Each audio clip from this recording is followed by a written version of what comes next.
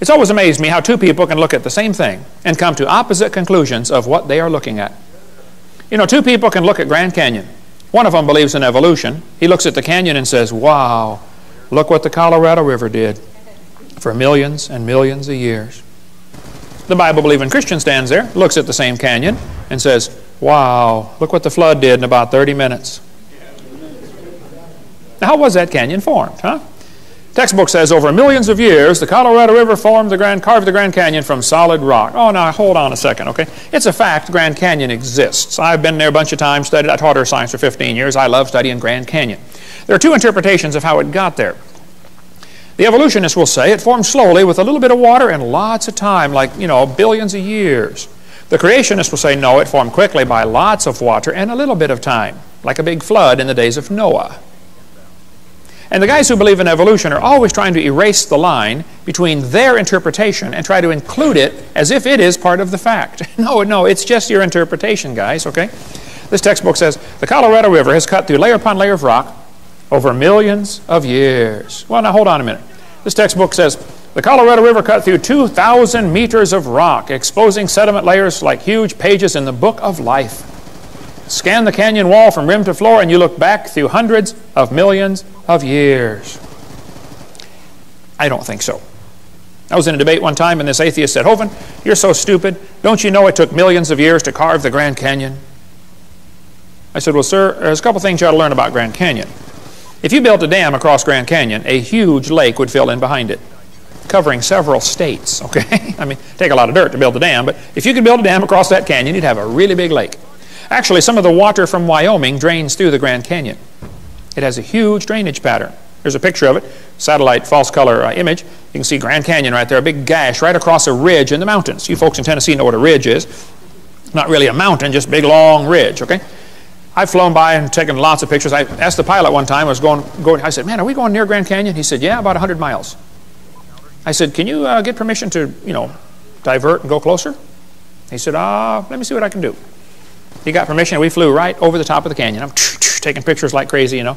Love studying Grand Canyon. Actually, it's a bunch of useless real estate. I mean, what would you do with it if you had it, you know? You can look at it and then go home. That's about it. But, I mean, you can't plow it, that's for sure, and you don't want your cows playing out there. But I said to this professor, I said, sir, there's a couple things to consider about this canyon. I said, these two red lines indicate what's called the snow line, okay? Between those two red lines is a ridge that gets about 6,900 to 8,500 feet above sea level.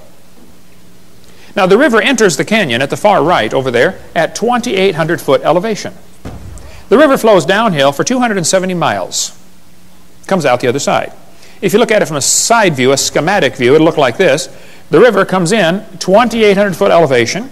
The ground rises up while the river goes down for 270 miles. I said, now, sir, there's a few things you ought to consider about this canyon. I said, did you know the top of Grand Canyon is higher than the bottom? He said, obviously. I said, sir, did you know the river only runs through the bottom? He said, well, yeah. I said, sir, did you know the top is higher than where the river enters the canyon by over 4,000 feet? He got a dazed look on his face, like a calf looking at a new gate. I said, sir, did you know rivers don't flow uphill in Tennessee? There's no delta. Where's the mud that washed out of Grand Canyon? Nobody has a clue, okay? That river did not make that canyon. Grand Canyon's a washed out spillway. There used to be two big lakes, Grand Lake and Hopi Lake. The lakes are long gone, but the beaches are still there. You can still see the beach line. They got too full and went over the top and washed out that canyon in a hurry. Any farmer that's ever built a dam to hold water for his cows will tell you, once the water goes over the top of the dam, it's all over with. That's why they guard the levee like crazy during flood seasons, don't they? Get out there with sandbags. You don't want it to even get started. It's gone in a flash, okay? This river flows down this way. Obviously, it started at the top. Must have been a big lake backed up there, too. Even El Paso, Texas is called El Paso because it's the pass, okay? I bet there used to be a big lake backed up behind El Paso that dried up and left the white sands of New Mexico behind. That's another long, interesting story. But if you look at Grand Canyon, it's pretty obvious it's a washed-out spillway, okay? Almost all rivers around the world come together at what's called acute angles, less than 90 degrees. I mean, the rivers merge and keep going the same, you know, general direction. If you look at Grand Canyon, the rivers on the lower left are indeed merging at acute angles, less than 90 degrees. But if you look at the upper right, the rivers are flowing backwards. Why would they do that? The rivers run backwards, hit the main channel, turn around, and come back out the other way. It's called a barbed canyon. There aren't many places like this on the planet. Well, this is evidence that a lake is draining, and as the water's running off the spillway backwards into the channel, it turns around, or off the dam. Water runs off the dam into the low place, turns around, and comes back out through the crack, through the breach in the dam. Grand Canyon was not made by the Colorado River over millions of years. That is one of the lies you kids are going to face in your textbook. It's just not geophysically possible for that to happen. Now, are there any farmers or vets in the crowd that might know what this machine is? What is that, brother? That's a calf puller. That's a what? A calf puller. Once in a while, a cow has a hard time having that baby calf, and so they get the calf puller out, tie the cable around the calf's legs, and jack the calf out of the cow. You get a few tons of pressure on there, calf comes right out, no problem. Well, one day, this farmer was out pulling a calf. It was a breech birth. The back feet are coming out first. That's not good, but you know, it happens once in a while. So the farmer had the calf puller out there, and he's trying to pull the calf out of the cow. And a city fella stopped his car to see what on earth is going on.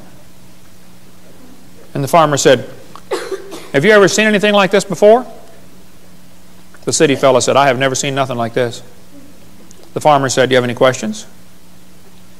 The city fella said, "Yes, sir. I have one question. It's been bugging me for 10 minutes.